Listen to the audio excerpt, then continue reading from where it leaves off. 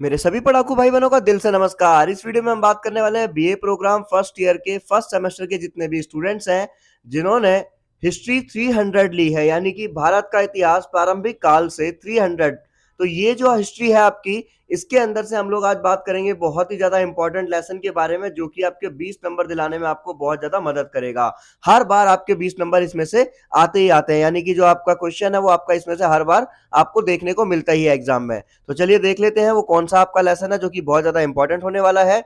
मैंने important questions की video भी बनाई थी, पर हम उससे पहले यहाँ पर ये देख लेते हैं कि कुछ स्टूडेंट्स की रिक्वायरमेंट थी कि सर आप जो है लेसन को ही डिस्क्राइब कर दीजिए, जिससे कि हम लोगों को थोड़ी सी नॉलेज भी हो जाए और अगर क्वेश्चन किसी भी तरीके से आए तो हम उसको लिख सकें। तो देखिए यहाँ पर यूनिट नंबर 3 है हड़प्पा सभ्यता, जो कि 12th क्लास के स्टूडेंट सभी अच्छी तरीके से पहले पढ़कर आ चुके हैं। तो 20 नंबर आपके यहाँ पर बिल्कुल 101% पक्के होने वाले हैं। हड़प्पा सभ्यता क्या है, इसका प्रारंभिक शहरीकरण, नगर योजना, अर्थव्यवस्था, सांस्कृतिक और इसके पतन और अंत के क्या कारण थे। तो इस तरीके से आपको यह यूनिट नंबर 3 में से आपको जो है अच्छी तरीके से पूरा हड़प्पा सभ्यता वाला लेसन कंप्लीट हो जाएगा और उसके बाद आपके सामने जो है 20 नंबर की चुनौती खत्म हो जाएगी, यानी कि इस एग्जाम के अंदर आपके 20 नंबर 101% आ जाएंगे। तो चलिए देरी ना करते हुए यूनिट नंबर 3 का हम ये वाला लेसन स्टार्ट कर लेते हैं। जी हाँ, तो ये आपके सामने आ चुका है यूनिट नंबर 3 से हड़प्पा सभ्यता वाला लेसन, जिसमें से आपके 20 नंबर आपके पक्के होने वाले हैं। आपको करना क्या है, कोई भी इंपॉर्टेंट क्वेश्चन की तरफ नहीं भागना, आपको सिर्फ इस लेसन के पॉइंट्स को अच्छी तरीके से समझना है और उसके बाद आपके 20 नंबर बिल्कुल आपके एग्जाम के अंदर पक्के हो जाएंगे। सबसे पहले हम इसके इंट्रोडक्शन की बात करते हैं कि जिस सभ्यता का अगर हम यहाँ पर नाम लेते हैं, यानी कि सिंधु सभ्यता, सिंधु सभ्यता का नाम लेते ही सबसे पहले हमारे माइंड के अंदर एक ऐसी नगरीय साक्षर संस्कृति की तस्वीर उभरती है जो कि पिछले कई शताब्दियों की अगर हम बात करें तो उस समय सिंधु और उसकी सहायक नदियों के इर्द गिर्द विकसित हुई थी। तो सिंधु सभ्यता जो है वो एक फलती फूलती सभ्यता थी। आप जानते हैं कि उस समय जो आज हम टेक्नोलॉजी यूज करते हैं, जितनी भी टेक्नोलॉजी आज हम यूज करते हैं, उस टेक्नोलॉजी का कुछ परसेंट हिस्सा जो है वो पहले यूज कर चुके हैं। यानी कि सिंधु सभ्यता जो है एक बहुत ही ज्यादा व्यापक और बहुत ही ज्यादा प्रचलित सभ्यता मानी जाती है और साक्षर संस्कृति के नाम से भी वो जानी जाती है। आगे चलते हैं, इसके प्रथम ज्ञात नगर कौन कौन से थे। जो सिंधु सभ्यता थी तो हड़प्पा और मोहनजोदड़ो, ठीक है, जिसको मोहनजोदड़ो और मोहनजोदड़ो भी कहा जाता है। हड़प्पा जो सिंधु नदी की सहायक रावी नदी के सूखे तल के किनारे पर विकसित हुई, और मोहनजोदड़ो जो कि सिंधु नदी के पड़ोस में ही उसके प्रभाव की दिशा में 570 किलोमीटर पर अवस्थित था। तो यहां तक आपको समझ में आया इसका इंट्रोडक्शन। उसके बाद हम यहाँ पर देखेंगे सिंधु सभ्यता का क्या स्वरूप रहा है। ठीक है, तो ये आपको यहाँ पे समझना है। आपको सिर्फ जो जो मैंने हाईलाइट किया है इसी को सुनना है, इसी को समझना है। और अगर आपको ये पीडीएफ भी चाहिए हाईलाइट वाली, तो आप मुझे जो है कमेंट सेक्शन के अंदर मैसेज कर सकते हैं, मैं आपको ये पीडीएफ भी सेंड कर दूंगा। वरना एग्जाम के आगे हमारे पास समय कम है, we don't have plenty of time, तो यही होगा बेहतर कि आप वीडियो के अंदर इसको जो अच्छी तरीके से समझ लीजिए और अपने पेपर की तैयारी अच्छी से कर लीजिए। तो जल्दी स्टार्ट करते हैं। सिंधु सभ्यता का स्वरूप क्या था। इस सभ्यता की विविध विशेषताओं पर विचार करने से पहले इसके स्वरूप का उल्लेख करना आवश्यक है। अगर हम बात करें कि सिंधु सभ्यता की क्या क्या विशेषताएं थी, तो विशेषता जानने से पहले हमें यह जानना जरूरी होगा कि ये जो हमारी सिंधु सभ्यता है, इसके बारे में अच्छी तरीके से हमें समझ में आ जाए, यानी कि इसका उल्लेख हम लोग समझ लेते हैं। ठीक है, तो सबसे पहले देखते हैं हम लोग यहाँ पर कि इस सभ्यता की विविध विशेषताओं पर विचार करने से पहले इसके स्वरूप का उल्लेख करना बहुत ज्यादा जरूरी है, ताकि यह स्पष्ट हो सके कि कौन कौन से ऐसे तत्व हैं जो इसे भारतीय उपमहादेश की जानकारी और अन्य समकालीन संस्कृति और पश्चिम एशिया और यहाँ तक कि मिस्र के कांस्य युग से अलग करती है। ऐसी कौन कौन सी चीजें हैं, तो देखो, यह अपने समय का एकमात्र साक्षर उपमहादेशीय भूखंड था उस समय का। यानी कि बात करें हम लोग तो इससे पहले कहीं जो है यहाँ पर सिविलाइजेशंस यहाँ पर देखी जा चुकी हैं। और सिंधु सभ्यता की अगर हम बात करें, सिंधु सिविलाइजेशन की बात करें, तो ये उस समय एकमात्र साक्षर उपमहादेशीय भूखंड था। अब तक अगर हम बात करें तो इसमें 4000 यानी कि 4000 से भी अधिक सिंधु अभिलेख पाए गए हैं। और यह सही से, यहाँ पर हम बात करें, सही है कि वह अभी तक पढ़े भी नहीं जा सके। देखिए कितनी बड़ी बात है कि उस समय 4000 से भी ज्यादा सिंधु अभिलेख वहां पर पाए गए हैं और ये अभी तक पढ़े भी नहीं जा सके हैं। लेकिन इतना निश्चित है कि इस लिपि का उपयोग जो है वो लोग किस लिए करते होंगे, वो कहीं ना कहीं व्यापारिक यानी कि बिजनेस उद्देश्यों के पर्पस से, व्यक्तिगत यानी कि इंडिविजुअल किसी की पहचान के लिए, ठीक है, इन सब चीजों के लिए इनका जो है प्रयोग किया जाता रहा होगा। आगे चलते हैं, थोड़ा सा देखते हैं।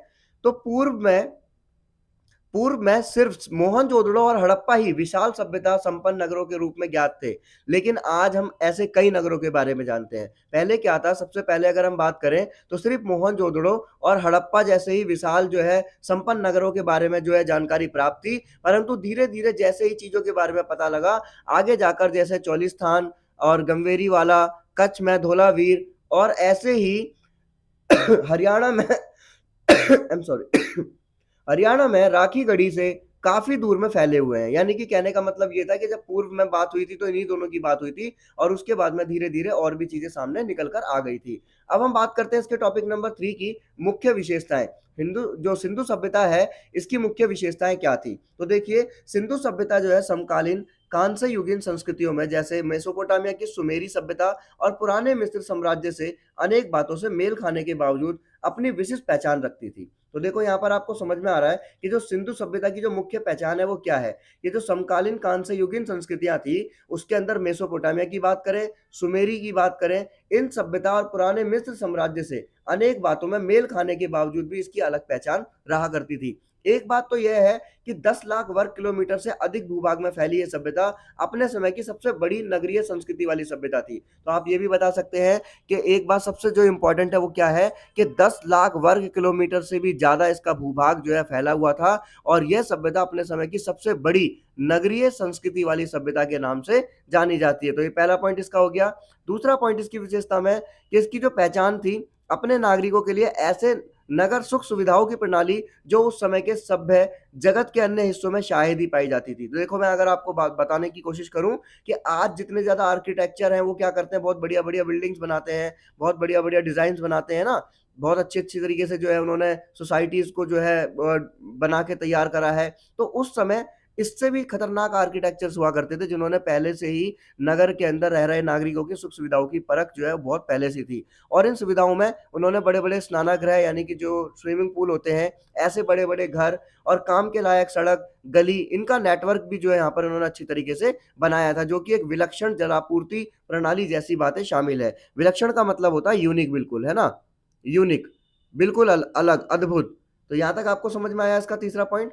उसके बाद अगर हम बात करें पृष्ठभूमि और उद्भव की, तो इसमें आपको कुछ ज्यादा समझने की जरूरत नहीं है। आप फिर भी इसमें आप थोड़ी सी दो एक आध लाइन हम लोग यहाँ पर रीड आउट कर लेते हैं कि सिंधु स्थलें मुख्य रूप से भारतीय उपमहादेश के उस भाग में विकसित हुई जो दिल्ली, अरावली और खंभात के भौगोलिक अक्ष के पश्चिम में मौजूद है। तो यहाँ तक आपको इसके अंदर पृष्ठभूमि और इसके हम उद्भव की बात करें तो इसमें हमें ज्यादा कुछ समझने की जरूरत है नहीं है। हम लोग इसके अब कालक्रम के बारे में पढ़ेंगे, ठीक है।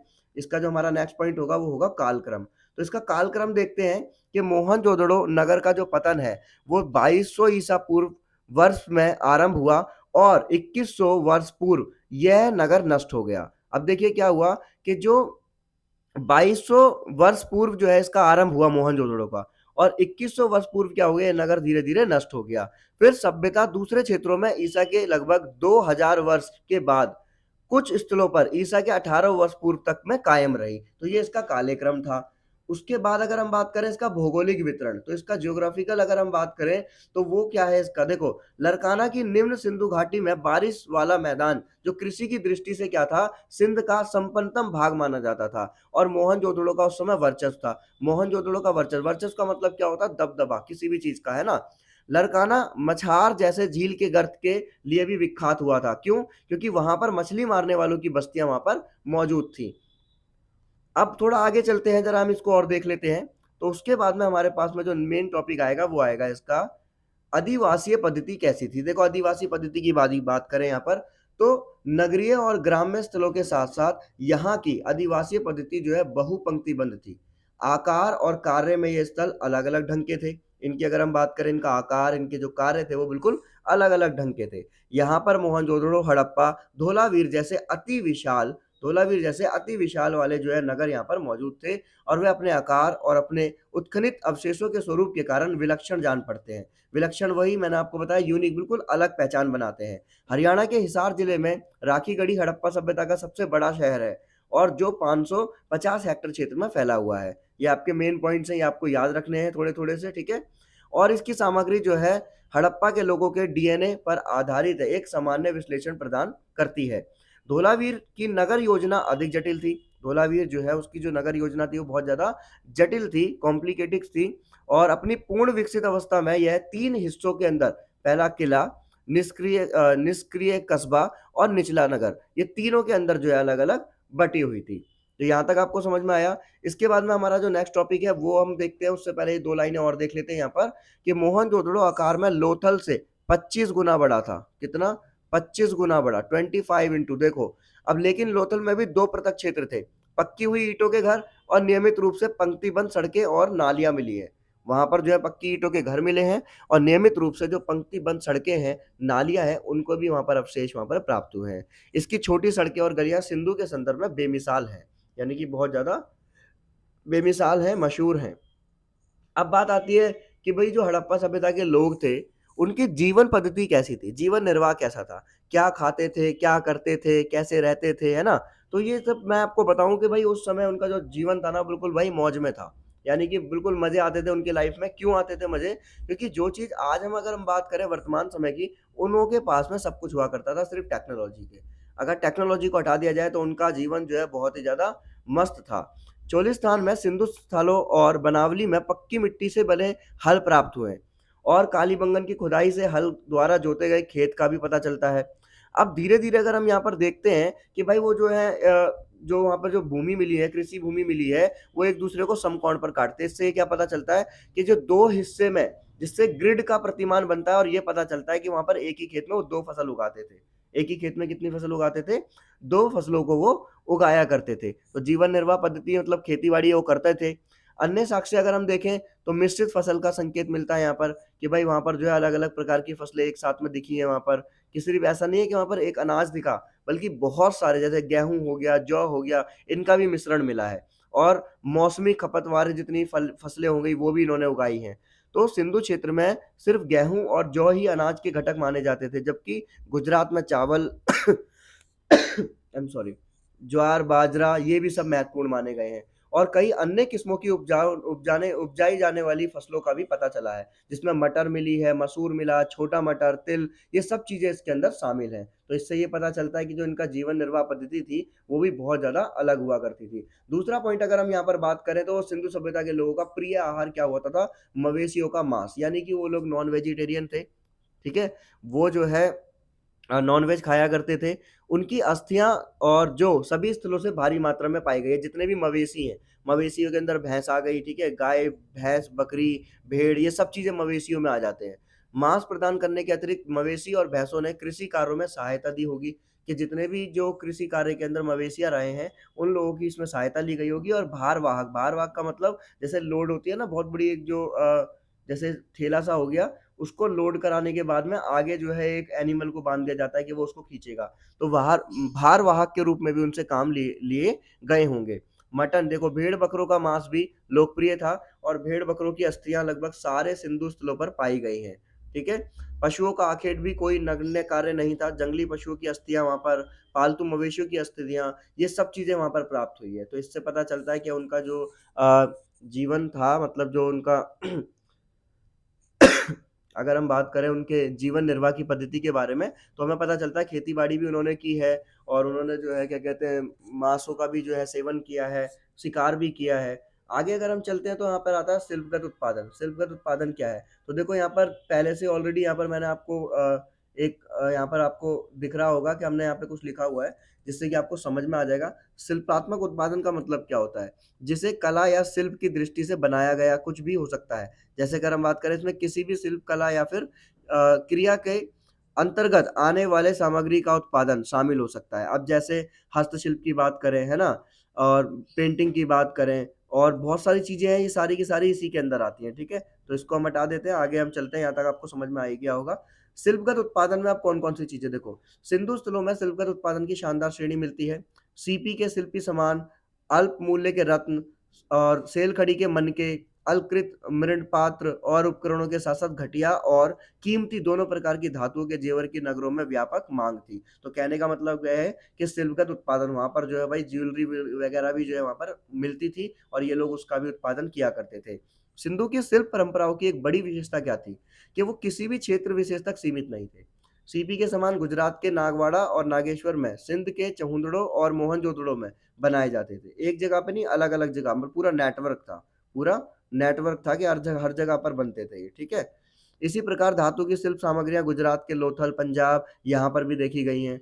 तो भैया बहुत अच्छी तरीके से डेवलप्ड जो है, अगर हम बात करें इसकी, ये जो सिविलाइजेशन थी वो बहुत ज़्यादा पॉपुलर थी। इसकी अगर हम बात करें बिज़नेस की, व्यापार की, तो कच्ची सामग्रियों के अतिरिक्त जो है अन्य प्रकार के पदार्थों का भी व्यापार वहाँ पर होता था, शिल्प की वस्तुओं का व्यापार होता था। तो ये सब चीज़ें इसके अंदर जो है बहुत ज़्यादा पॉपुलर रही है। तो ये उसके बाद में अगर हम बात करें धार्मिक विश्वास की, तो उसके अंदर टॉपिक है। तो देखो आपको करना क्या है, इस लेसन के अंदर जितने भी टॉपिक दिए गए हैं ना, इन टॉपिक्स को आप लिख लो, इनके बारे में आप थोड़ा-थोड़ा सा जो भी मैंने आपको पढ़ाया बस ये पढ़ लो। कुछ भी क्वेश्चन में आ जाए, आप आराम से ये सारा लिख कर आइए, आपको पूरे 20 नंबर मिलेंगे, ठीक है? आपको कोई इंपॉर्टेंट क्वेश्चन के पीछे नहीं भागना। ये आपकी स्कूल ऑफ ओपन लर्निंग की बुक है, जो आपका स्टडी मटेरियल आपको दिया गया है। इसमें आपका वही कंटेंट है जो आपको एग्जाम में लिखना है। तो आपको कहीं भागने की जरूरत नहीं है, आराम से यही कंटेंट आप पढ़िए और इसको आप लिखिए। अब धार्मिक विश्वास की बात करें तो देखो, प्राचीन इतिहास संबंधित जटिलताएं समस्याओं में से एक है। अब इसके अंदर जो है बहुत सारी चीजें, धार्मिक विश्वासों की बात करें तो देखो, यहाँ पर अनेक प्रकार की वस्तुएँ मिली हैं, बहुत सारे जो है आकृतिमूलक चित्र मिले हैं, अंधविश्वासों अधिवासों के भीतर कुछ वैसे क्षेत्र जो पवित्र उद्देश्यों के लिए अलग रखे गए थे, वो भी मिले हैं यहाँ पर। उन्होंने देखो मंदिर, यहाँ पर जो हम बोल सकते हैं कि जो उनकी संरचनाएँ थी, मंदिर नहीं कहा जा सका उसे, पर ऐसी प्रतिमाएँ हैं जिन्हें वो पूजा की प्रकृति माना जा सके। और मोहनजोदड़ो में पक्की ईंटों की, जैसे अगर हम बात करें मोहनजोदड़ो में पक्की मिट्टी की लघु मूर्तियाँ और टुकड़ों में सिर्फ 475 ही नारी का चित्रण करते हैं। इसका यह आशय है कि इनका प्रचलन उतना सामान्य नहीं था, जितना कि बताया गया है। इन लघु नारी मूर्तियों में अनेक चिराग के रूप में जलाने के काम में लाई जाती थी। अब आगे देखते हैं हम, तो धार्मिक पवित्रता पेड़ों जैसे पशुओं से भी जुड़ी हुई थी।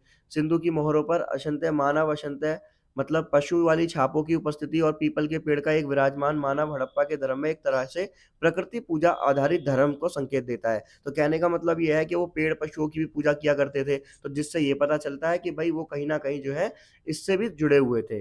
अब पतन और अंत की बात करें तो जो सभ्यता थी वो कैसे खत्म हुई है? तो नगरों के ह्रास की प्रक्रिया कई रूपों से प्रकट हुई है, अलग-अलग प्रकार से। अगर हम बात करें तो देखो, कुछ लोगों ने कुछ बोला, किसी ने कुछ बोला। तो सिंधु सभ्यता का ह्रास जो है अटकलबाजी और विवाद का केंद्र रहा है। बहुत ज़्यादा यहाँ पर जो है चीज़ें विवादित रही है। तो नगर के ह्रास का प्रारंभिक, अगर हम बात करें, आरंभिक विचार जो है आर्यों और उनके द्वारा दुर्गों और नगरों पर मचाई गई जितनी भी तबाही थी उसके कारण है, ठीक है? कुछ लोग क्या बोलते हैं कि ये प्रमाणित किया गया है कि सामूहिक नरसंहार का शास्त्र, यानी कि एक ही समय बहुत सारे लोगों को मार दिया गया, इस वजह से सभ्यता समाप्त हो गई, है ना? कहीं पर अगर हम बात करें तो बोला गया पर्यावरण को लेकर कैसे बोला गया है कि नदियाँ, जलवायु, इनकी भूमिका पर अधिक ध्यान दिया गया है ना? तो भई कैसे कि हड़प्पा वासी जो थे, वो उनका अपने पर्यावरण पर प्रभाव भी सिंधु सभ्यता के ह्रास का एक कारण माना जाता है। कि नगरीय मांग और भूमि की वहन क्षमता, जिसके फलस्वरूप चारा, ईंट पकाने हेतु ईंधन की आवश्यकताएँ पैदा हुई और इसके बीच ही असंतुलन पैदा हुआ और ह्रास के कारण जो है सभ्यता समाप्त हो गई। आज हम लोग क्या करते चले जा रहे हैं, ऑक्सीजन खत्म हो जा रहा है, ऑक्सीजन खत्म होता जा रहा है, क्यों हो रहा है? क्योंकि कार्बन डाइऑक्साइड बढ़ रहा है। अब वो क्यों बढ़ रहा है? क्योंकि हम लोग पेड़ों का ह्रास करते चले जा रहे हैं। तो सेम है कि एक समय आएगा जिस समय हमारी पृथ्वी बिल्कुल नष्ट हो जाएगी। सेम इसी प्रकार से ये जो सभ्यता थी वो समाप्त हो गई थी। तो आई होप आपको यहाँ पर जो है पूरी वीडियो के अंदर पॉइंट समझ में आए होंगे। आपको ये पॉइंट्स अगर समझ में आए हैं तो आप हमें कमेंट सेक्शन में ज़रूर बताइएगा, और अगर हमारे लिए कोई भी फीडबैक है तो आप वो भी हमें बताइएगा, जिससे कि हम लोग उस पर वर्क कर सकें। आई होप आपको वीडियो समझ में आई होगी। Thanks for watching.